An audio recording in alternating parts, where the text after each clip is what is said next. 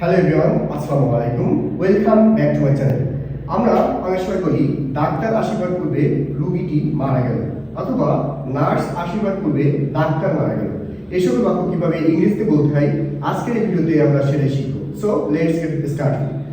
যদি বলি নার্স আসার পরে ডাক্তার মারা গেল, এক্ষেত্রে যে কাজটি আগে সংঘটিত হবে সেটি পাস্ট পারফেক্টের স্ট্রাকচারে বসবে। আর পাস্ট পারফেক্ট মূলত বসে আফটারের পরে এবং বিফোরের আগে।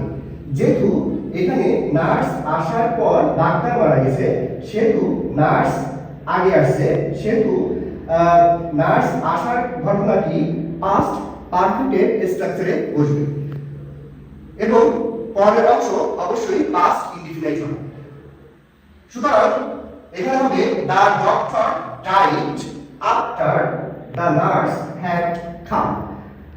দ্য নার্স হ্যাড কাম এটি মূলত পাস্ট পারফেক্টের স্ট্রাকচার এবং দ্য ডক্টর ডাইড এটি হলো পাস্ট ইনডিফিনিট এর স্ট্রাকচার। সো এভাবেই তৈরি করুন শত শত বাক্য।